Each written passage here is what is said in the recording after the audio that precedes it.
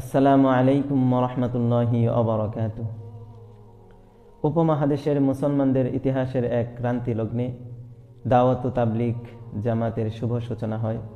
উপমহাদেশের প্রখ্যাত ইসলামী চিন্তাবিদ ও নীরব সাধক হজরত মাওলানা ইলিয়াস কান্দলবী রহমতুল্লাহি আলাইহি, যার জন্ম 1885 এবং মৃত্যু 1944 খ্রিস্টাব্দ, দাওয়াত ও তাবলিগ জামাতের পূর্ণ জাগরণ করেন। তৎকালীন ব্রিটিশ ভারতের রাজধানী দিল্লির দক্ষিণ পাশে জনবিরল এক নীরব অঞ্চল মেওয়াতে তিনি এই কাজের সূচনা করেন। সর্বপ্রথম 1345 হিজরিতে দ্বিতীয় হজের পরে এসে তিনি সাধারণ মুসলমানকে দিন শিক্ষা দেওয়ার জন্য ছোট ছোট জামাত করে তাদেরকে দিন শিক্ষা দিতেন এবং তাদেরকে ইসলামের বিভিন্ন দিক নির্দেশনা দিতেন। এরপর তৃতীয় হজের পর 1352 হিজরিতে তিনি আরও খেয়াল করে দেখলেন যে মেওয়াতের যে গরিব দরিদ্র কৃষক এরা আছে, এরা এইভাবে দিন শিখলেও তাদের সময় হইতেছে না। এই জন্য তারা যাতে কিছু সময় নিয়ে এই দিনের কাজগুলো শিখতে পারে, বিভিন্ন মাসলা মাসাইল শিখতে পারে, মৌলিক বিধানগুলো জানতে পারে, এই জন্য তাদেরকে ছোট ছোট জামাত করে 3 দিন, এর বেশি হোক কম হোক এইরকম তাদেরকে আপনার দাওয়াতি কাজের সাথে সম্পৃক্ত করে। তো এইভাবে চলতে চলতে 1941 সালে সর্বপ্রথম দিল্লির নিজামুদ্দিনের কাছে মেওয়াত এলাকাতেই নূহ মাদ্রাসায় সর্বপ্রথম ইজতিমা অনুষ্ঠিত হয় এবং হজরত মাওলানা ইলিয়াস রহমতুল্লাহি আলাইহির সাহেবজাদা মাওলানা ইউসুফ কান্দলবী রহমতুল্লাহি আলাইহির মাধ্যমে ওনার যুগে বাংলাদেশ, ভারত, পাকিস্তানে এর আরও ব্যাপক আকারে বিস্তৃতি ঘটে।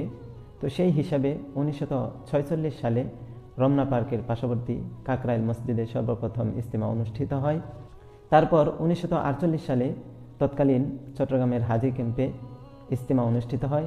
এরপর 1958 সালে বর্তমান নারায়ণগঞ্জের সিদ্ধিরগঞ্জ এলাকায় ইজতিমা অনুষ্ঠিত হয়।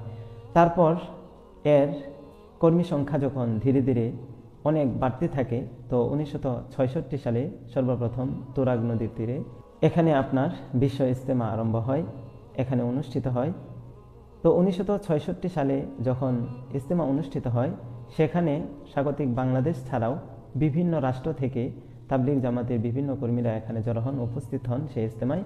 এই জন্য এর পরবর্তী বছর অর্থাৎ 1967 সাল থেকে অদ্যাবধি পর্যন্ত 2024 পর্যন্ত এটা বিশ্ব ইজতিমা নামে পরিচিত। এক কথায় বলা যেতে পারে মানুষের জমায়েত হিসেবে, সংখ্যাধিক্যের হিসেবে এটা বিশ্বে দ্বিতীয়, আলহামদুলিল্লাহ, যেটা আমাদের বাংলাদেশেই প্রতি বছর উদযাপিত হয়ে আসছে, অনুষ্ঠিত হয়ে আসছে।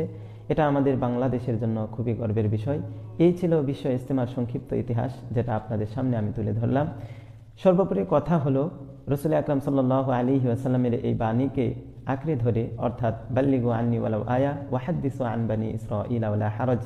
নবীজি সাল্লাল্লাহু আলাইহি ওয়াসাল্লাম বলেন, তোমরা আমার একটি বাণী হলেও অন্যের নিকট পৌঁছিয়ে দাও, যদিও সেটি বনি ইসরায়েলের একটি ঘটনা হোক।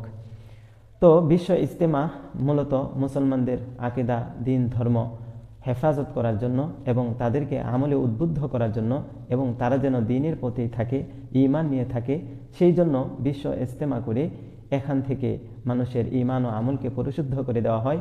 পাশাপাশি আরেকটা বড় রকমের পরিকল্পনা থাকে, সেটা হলো 1500 থেকে 1700 কিংবা এর বেশি জামাত 1 চিল্লার জন্য, 2 চিল্লা, 3 চিল্লা, 6 মাস, 1 সাল লাগানোর জন্য এখান থেকে বের হয়, যেটার মাধ্যমে সমগ্র বিশ্বে ইসলামের বাণীগুলো পৌঁছিয়ে দেওয়া খুব সহজে হয়। তো মুবারক এই মজলিস যেহেতু আমাদের দেশেই, ইনশাআল্লাহ আমরা এই মজলিসের সাথে সম্পৃক্ত হব, বেশি বেশি সম্পৃক্ত হব এবং এখানে যে নিজের ঈমান আমলকে পরিশুদ্ধ করার চেষ্টা করব। আল্লাহ তাআলা আমাদের সকলকে তৌফিক দান করুন। আসসালামু আলাইকুম ওয়া রাহমাতুল্লাহি।